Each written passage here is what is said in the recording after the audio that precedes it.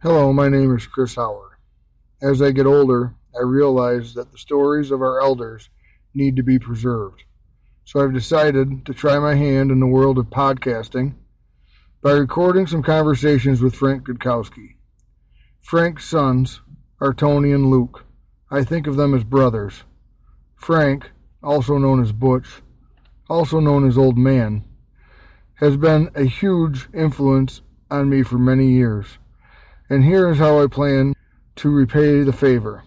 Please join me while I have a cigar with Butch.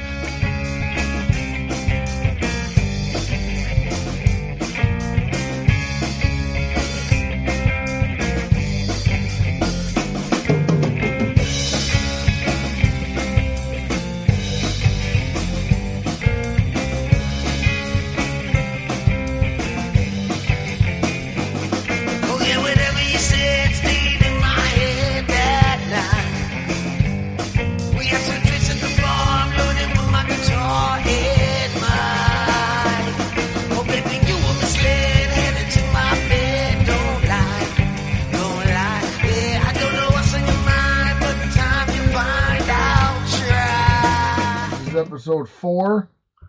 We're going to start off. Butch got the boat out for the first time this week. Here in the first part of April. Had my worst day perch fishing ever. It was like the eclipse wiped all the fish out of Lake Erie. And it wasn't just me. There were two guys I know that charter that were out there perch fishing. And they were doing the same thing I was, moving around, trying to find them. And then when we got back to the dock, putting the boat on the trailer, they got the fish cleaning station there at Hanover Boat Ramp. There was nobody cleaning fish. And usually there's a line when the perch fishing is going on. And everybody was saying the same thing. We got 2 perch. The folks that were across the dock from us got 3. Then there were 2 guys tying their boat down up in the parking lot. They got 5. You guys were out quite a while, right? Or did you not get started there? We were out there 6 hours. We saw you coming back into town. We were heading to the baseball game. Yeah. How'd the boat run? Boat ran great. So we're ready. Yeah. All I got matter of fact, I don't know what I did, but I hit over 30 miles an hour. Yeah, maybe you and Al leaning out a little bit. No, what happened, I started messing with the tilt. Oh, yeah. Yep. So I messed with the tilt a little bit, and I got 30.2 miles an hour. With it all the way down, the best I can do is 28.9. Huh. So the boat's running good. It's pretty much ready to go. You said you still had a little more maintenance you wanted to do to it before. Yeah, I basically did it. Got it all done. It's ready. Now I'm waiting for weather. Right, which it's going to be a little rainy here, but I think it's starting to warm up. Things are going to be... Well, they say the lake's 40 degrees. We had 46 degree water and 48 degree water. Now, is that up from normal? Oh, yeah. How much higher is it than what it normally 10 degrees. Well, not 10 degrees, but usually right now the lake's about 36, 38, 33. So the light winter didn't let the water cool off. Hey, there's years that they don't pull the ice boom until the end of April, so...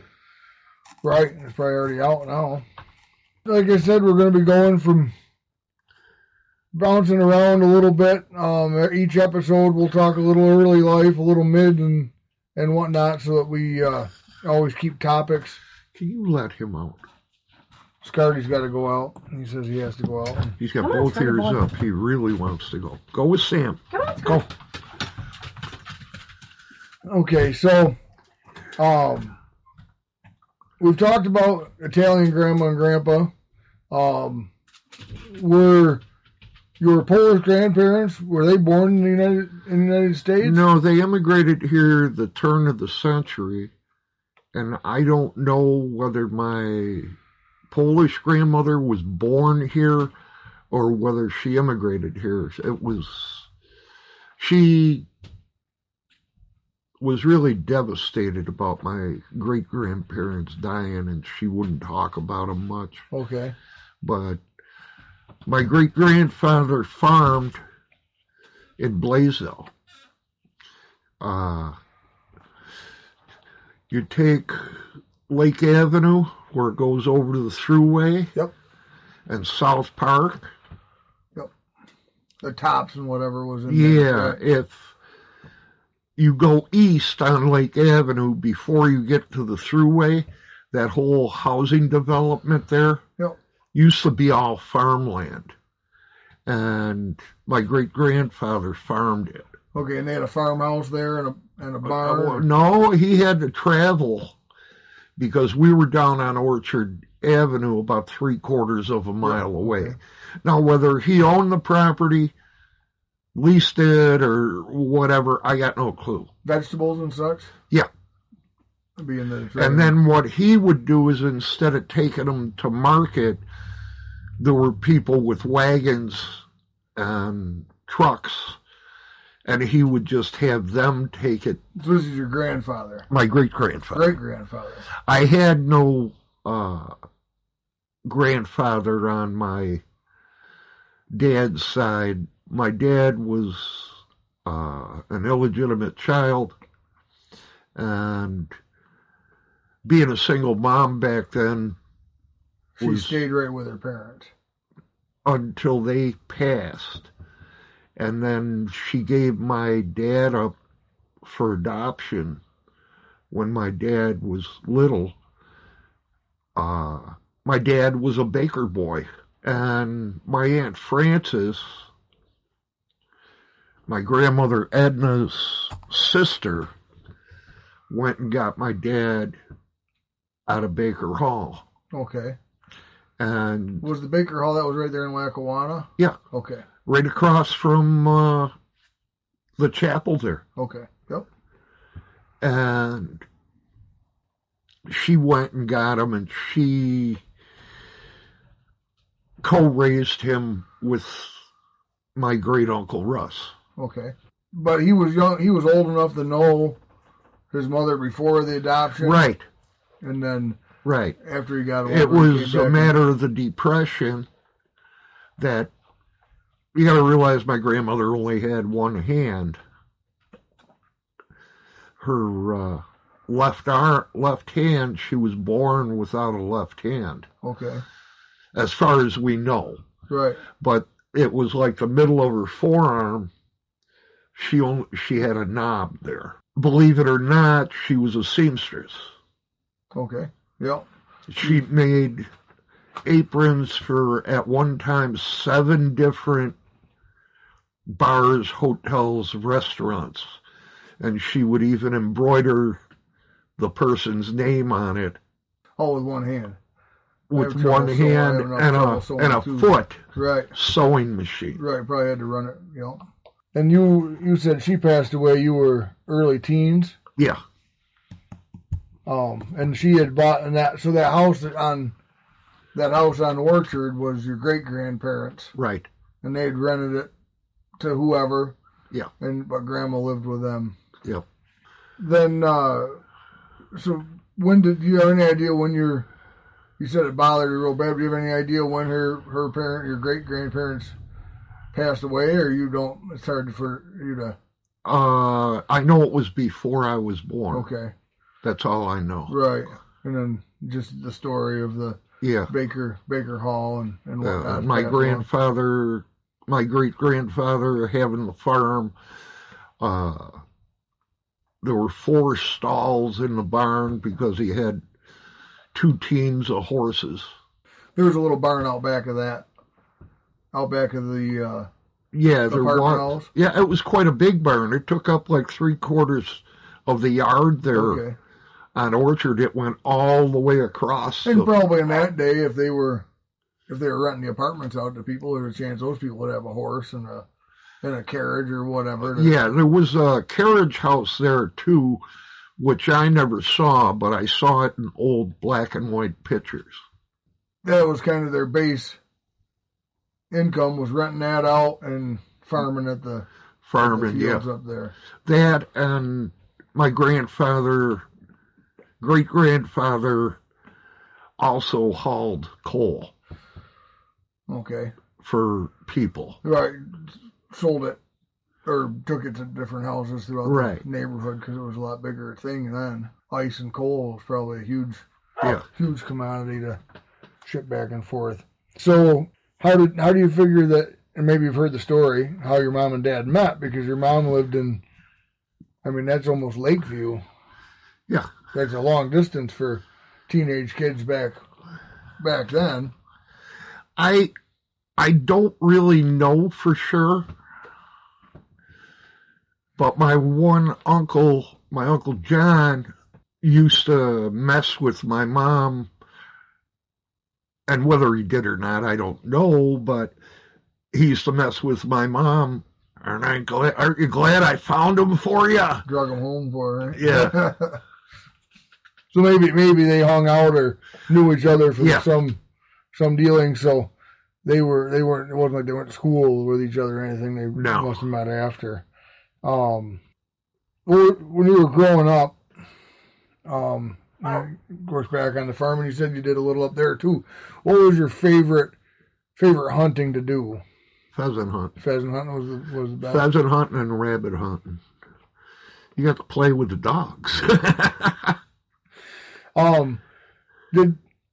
Were you guys stocking pheasants, or anybody you knew stocking pheasants? Well, what we would do at the time, before the turkeys were here, which basically killed the pheasants, at the time in Blaisdell, along the railroad tracks, because of the corn leaking out of the cars and stuff like that, you could go along the railroad tracks and there would be hundreds of pheasants. So, like when we'd go into my grandmother's,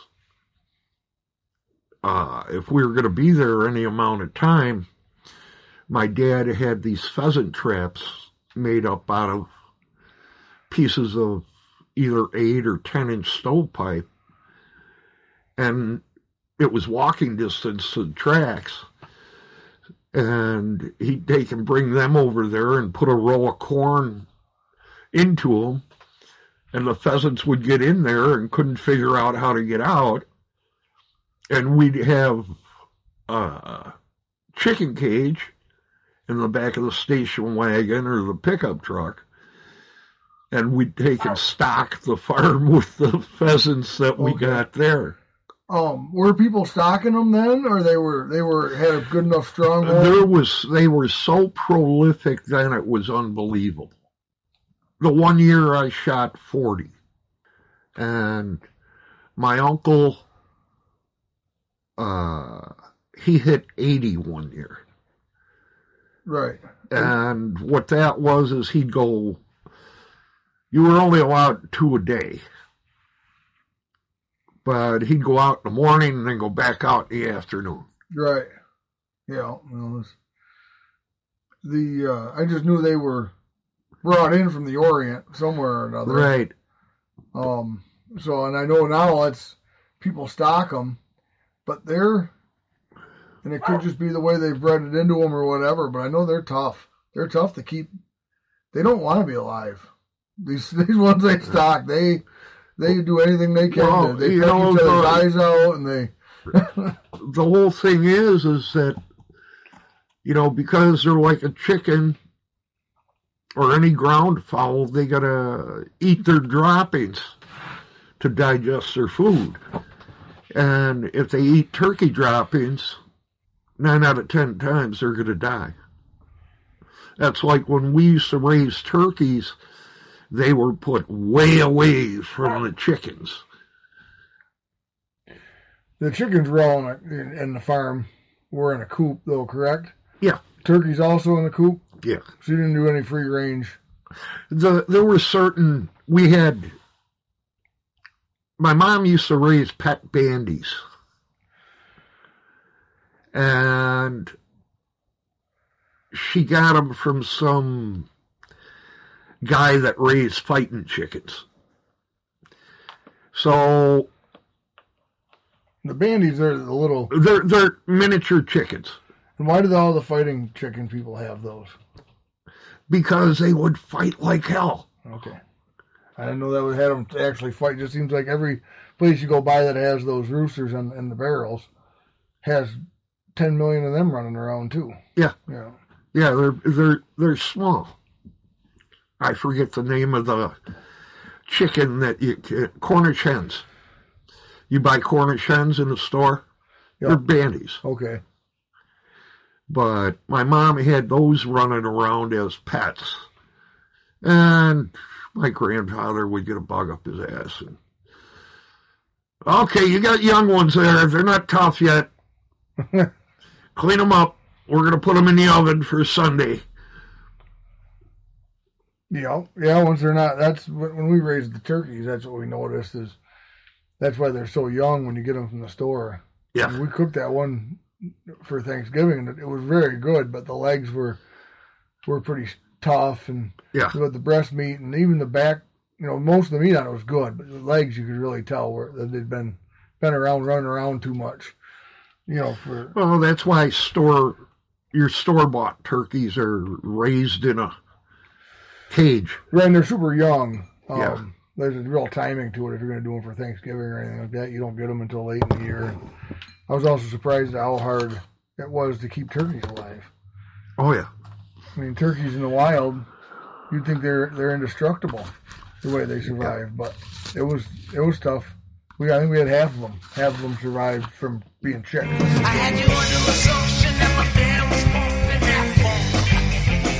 So then your home got around with the skinny coming down to get down. Consider this more like that when you watch music. Some might say it's fun, but if you got the party, I think I'm the party. Come and get some. Come and get some. Come and get some. Come and get some. Come and get some. Would you let him? So a lot of people know Old Man as either the guy that taught him to cook, inspired him to cook, showed him something about cooking. And it's, not necessarily a 5-star restaurant cuisine. We're talking burgers and we're talking smoked meats and we're talking what was it that, or who was it that influenced you to cook? My Italian grandmother and my mother. You're a little guy, 3-4 years old. You're running around the kitchen, wondering what they're doing and stuff. And, I was 3 or 4, and my grandmother gave me a little paring knife. And it was a big deal, Sunday dinners. So Saturday or Sunday morning, she'd be cooking. I'll be right back. Scardy demands another snack. He's wasting away to nothing. He's just being old. He wants to be hand-fed. I can bring his dish there, but he won't eat it. So I got to help cook,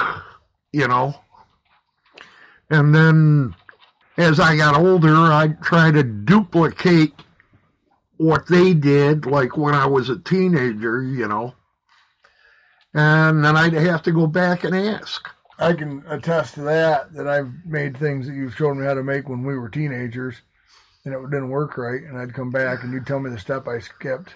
Yeah. And then I'd go redo it. I always called eating at Luke's house was like stone soup. It's like hey, you guys want to eat? Yeah, okay, I'll make dinner. And then you'd have one of us do something. He'd go in and watch TV. He'd come back out, have something. Pretty soon, we cooked the whole meal, and we were thanking him for it. Well, that's how I was taught, you know. You know, that's what my mom did to me. Yeah. The chicken, where did that come about? You decided it's time to start barbecuing your own chicken. That happened, I can't remember the guy's name, but about the time I met Cindy,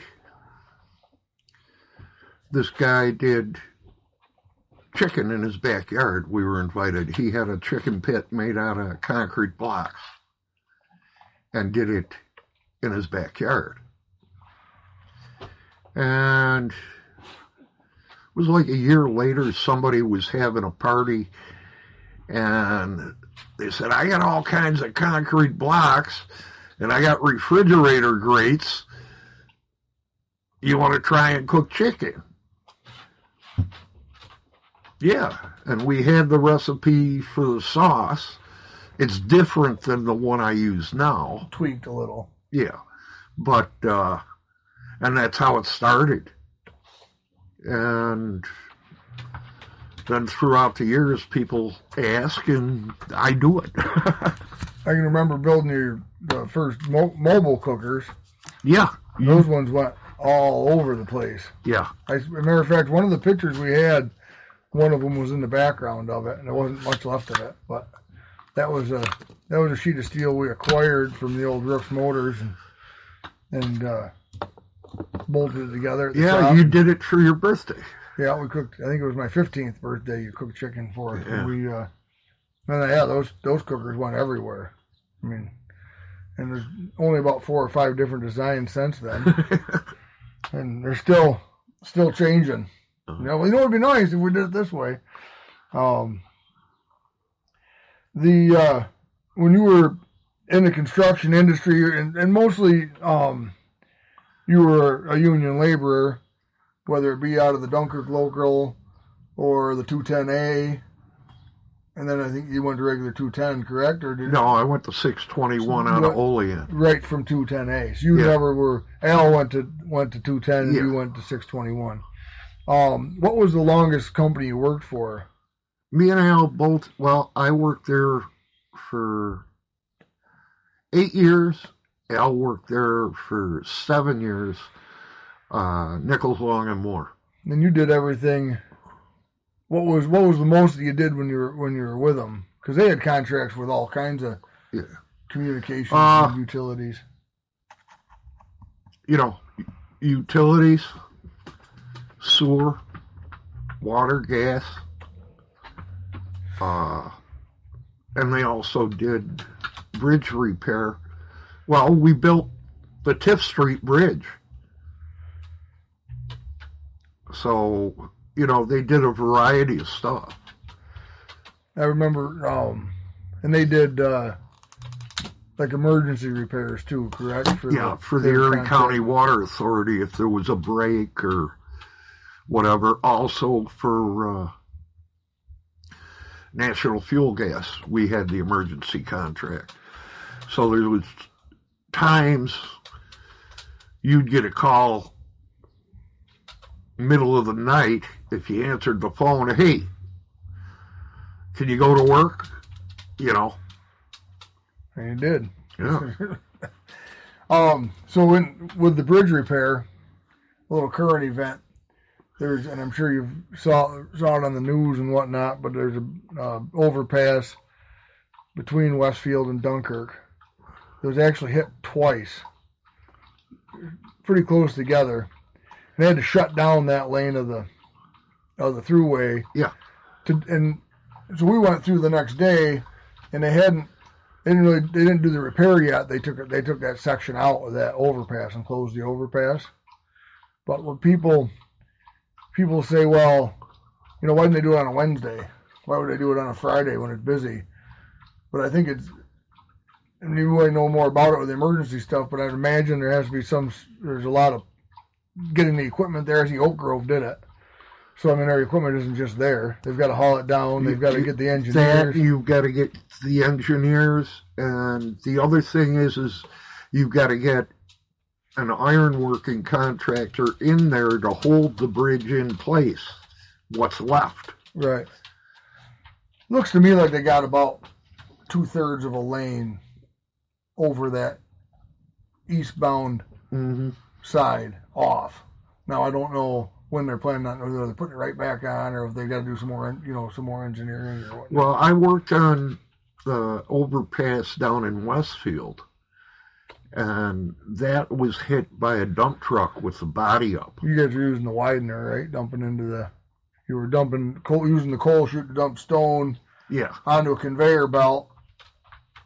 And the driver arrived with stuff that we were using for base, and he had his back up, and it was still full, and he took off and never lowered it down and hit that bridge and took the whole section of the bridge between the expansion joints and moved. One side was moved 11 inches, the other side was moved 3 inches. And they got the contractor to repair that. I worked on that too. That was for Oak Grove as well, wasn't it? Yeah. I worked for Oak Grove for 6 or 7 years. All right there on that section between Dunkirk and the state line. And 86. And an 86. Yeah, we did the...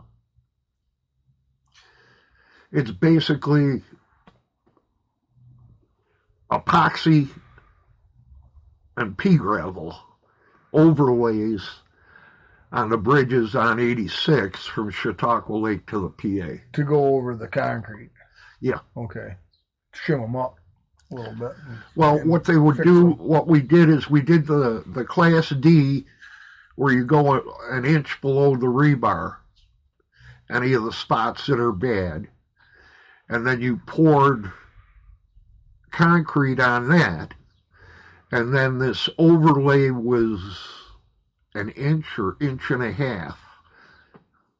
How big a sections were you chipping down below the rebar? Depended on the bridge. Some of them were 20 by 20 square feet, you know, that had to be done. You had an inspector that would go and sound them with a hammer. They had to go every square foot with a hammer.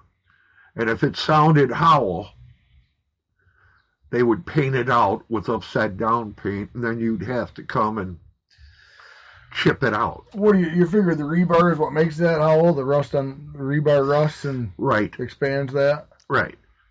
Like if you've got a hole, a tiny little hole, that water can reach the rebar, the water won't really bother the rebar. But you add salt to it, and now all of a sudden it's all but explosive. I mean, I call it explosive, but it'll take 2 years. Right. And then your concrete cracks. That's why any highway project now, you have coated rebar. You got to go through with a touch-up paint anywhere it's scratched, and yeah, you know, and on the wire too. Yeah, and the wire tie. The wire tie is all coated. Back when they built that stuff, they didn't even have the coating for the rebar.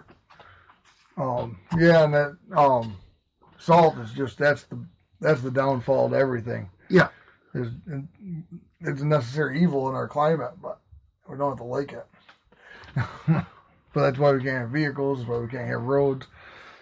What was the furthest distance you traveled for a concert?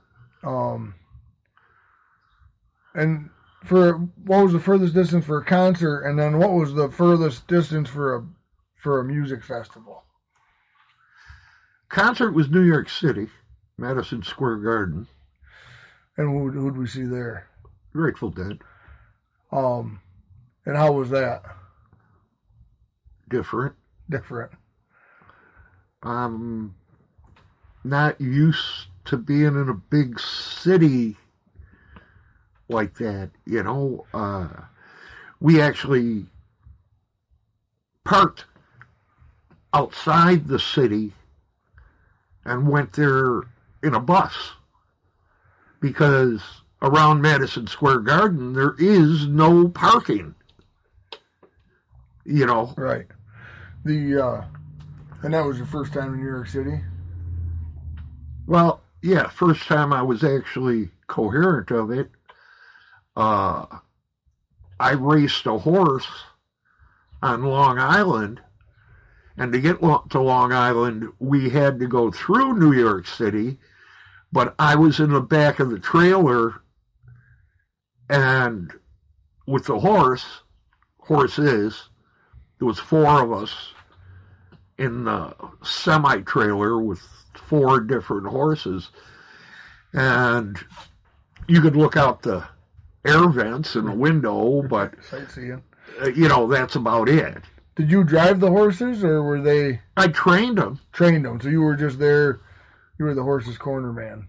Well, no, you worked them out on the racetrack. You gave them their workout, but as far as in the race, no, you'd. Right, somebody else drove them for that. Yeah. Same guy every time for each horse? Not necessarily. Like the driver of the horse that I was down there with, he had other commitments. So they had some real good driver from down there drive the horse. And they all knew each other from the different tracks, and you'd see each other week to week. I remember installing cable for a lady that was when they put in the racetrack at Presque Isle in Erie. And she was a reporter for the closed circuit television station, and they would broadcast that in the racetrack, in the the stands of the racetrack or the corridors or whatever, but also in the off-track betting. So like Presque Isle Downs would have their own station that would be on there.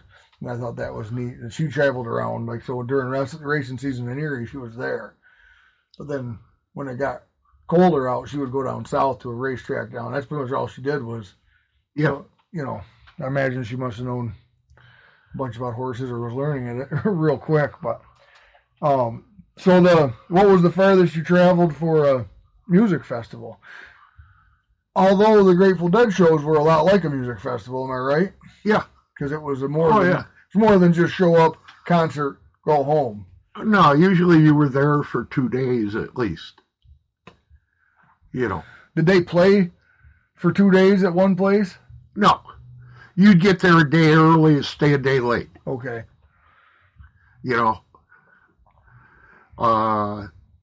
And the atmosphere, it was a party. It was fun. And you had people selling everything from grilled cheese sandwiches to tomato soup. What about time frame was that you went to that New York City Grateful Dead concert? Late 70s. So before you met Cindy? Yeah. Okay. 78, 79. And who you remember who you went with? There was 6 of us that went down. Tom Trim, girl named Angel. I don't remember her last name. And the other guy, Joe and Bob. But to remember their last names, I don't. Right. But they were deadheads from around here that I knew. And met at concerts around here. Yeah. And they asked me if I wanted to go. Now, did you ever go to travel for a concert, pick up, go to where they were playing the next show? No, because I always worked. Yeah. I couldn't do that. You hear people doing that. You wonder. Oh, yeah. I always wanted to. Matter of fact, I could have done it, a couple of years ago. Todd went to like 3. Okay. And ever since I had that dying experience.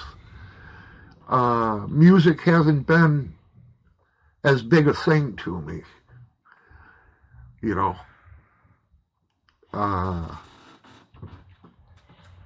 That, and I've lost some memories because of it. But furthest festival I ever went to was a bluegrass festival down on the Virginia-North Carolina border. The county we were in, where the music festival was, in Virginia, was a dry county. Which is always upsetting when you get there. And you start walking around the store and you're looking for the beer. And wait a minute, what do you mean there's no beer? And what have they done to me? So it was easier to drive to North Carolina, which was like 5 or 10 minutes away, to buy beer than it was to go somewhere in Virginia to buy beer. But like the festival, that particular festival, I took home 12 unopened bottles of liquor that Sunday people had sitting on top of their garbage and stuff like that. You'd look at the bottle, the seal isn't even broke. But I was also spent a couple hours in the infirmary. I got over sunburnt and fell asleep in the sun and had blisters on my legs and stomach. Sun will get you. And how long was that festival? The festival was 3 days, but it was actually like a 5-day thing.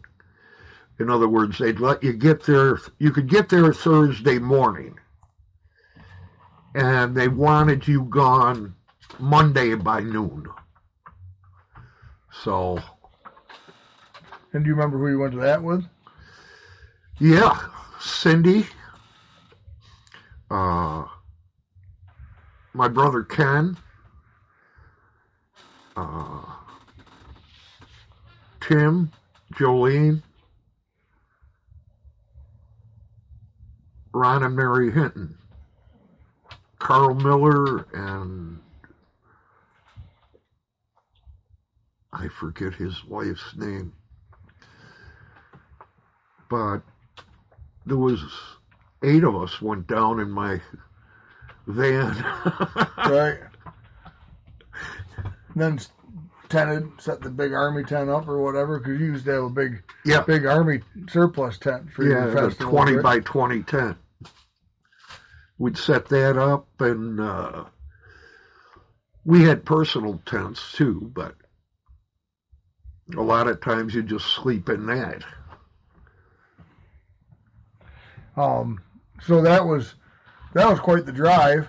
Was there acts that you knew that were going to be there, or just you thought it looked like a cool festival to try out? No, the Seldom Scene was there, which back in the day was a really gotta-see band. Pete Rowan was there. And Bill Monroe was there. The guy who started bluegrass. Right. Bill Monroe was there. And that was when his last name's Stewart. I can't remember his first name. But anyways, he was playing mandolin.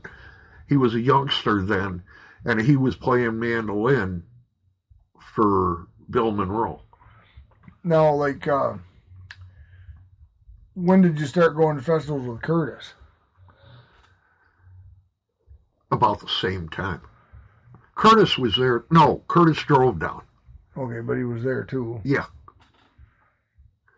And you met Curtis through Jolene, or you knew Curtis from school? I knew Curtis through my brother Ken.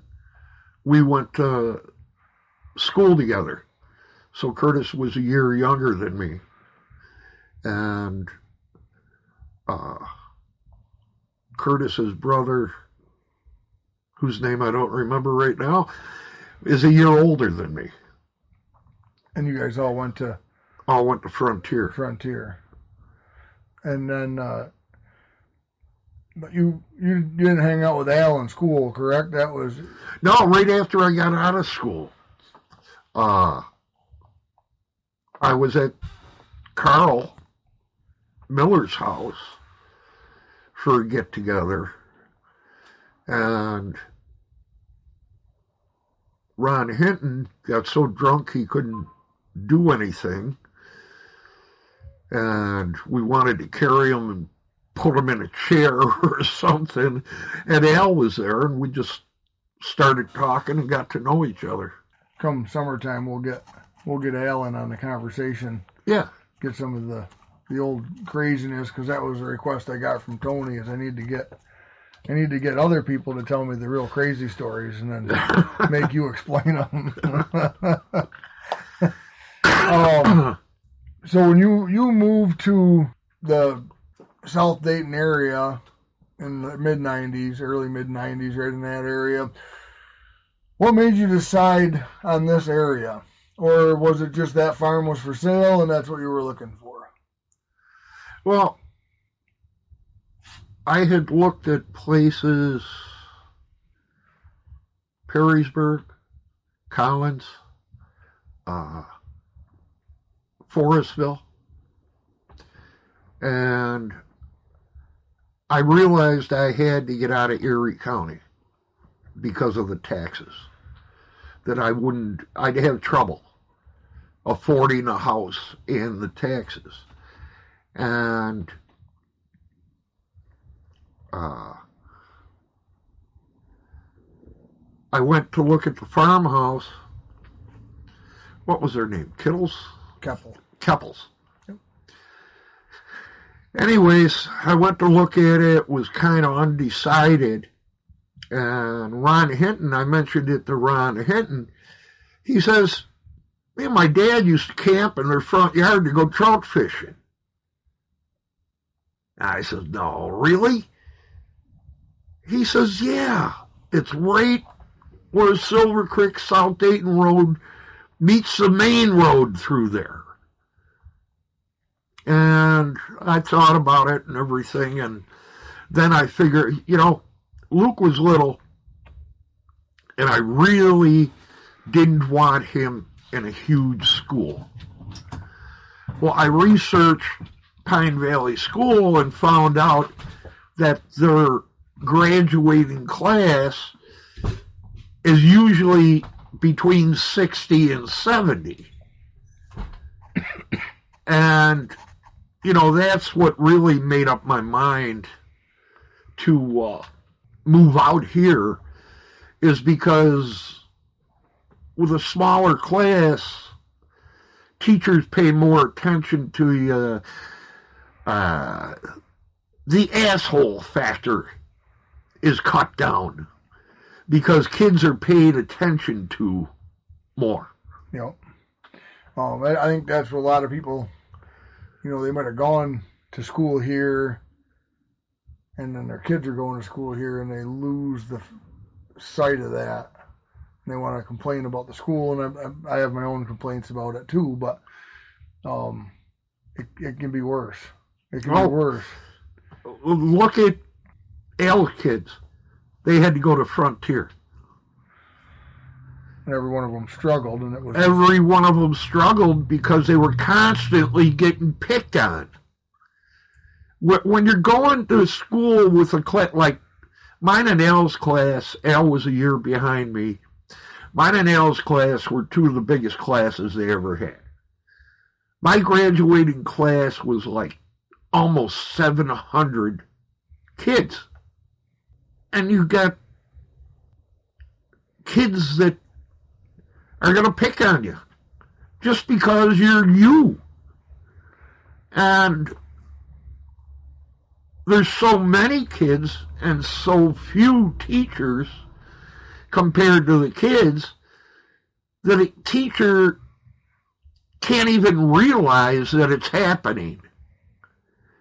Whereas out here, with the ratio of teachers to kids, teacher sees that, it gets brought to that kid's attention, and if the kid keeps doing it, it gets brought to their parents' attention so much quicker. Right, notice what's going on and try to Yeah. correct the situation. Now, when you guys moved down here, your daughters were graduated already, correct? No, they were in the process. In the process. Yeah. But Tony was probably a junior when he came down, sophomore or junior when he came down to live with you. Sophomore, I believe. And they, 'cause I remember Tony in school, and I remember when Luke moved to the area.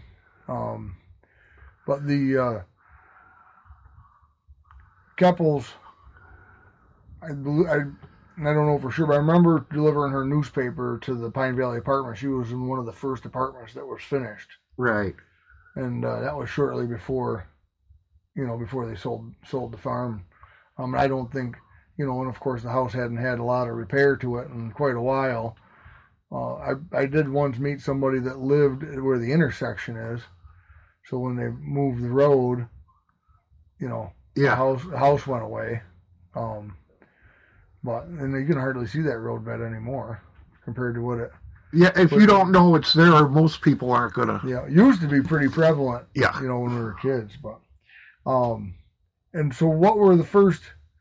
Did you meet people when you were down here, or did you meet because Tony was old enough and he was out and about? Well, I met Craig and Jim Gleason because of Daniel, and Hatfield, and then what do you call it? It wasn't called Rough Cuts then. Park Avenue. Park Ave. Jim used to go there. So that's how I started meeting people. Yeah, of course you're laid off in the winter, so Right. fishing and whatnot with everyone because you used to be able to fish Mud Lake. Yeah. Almost the whole winter you could ice fish it. Now you can't even hardly get enough ice to go out there. Yeah. But then we might come back around. You never know. Weather is fickle. So, well, I think that concludes what we're going to ask you for today. One thing I was asked to get your thoughts on was brought to my attention that everything in this universe is or is not a duck. It can't be. Has to be one or the other. Yes, there isn't. Didn't know if you had any enlightenment on that. Well, it's good to be able to duck when somebody's throwing something. Yeah, that was exactly the duck.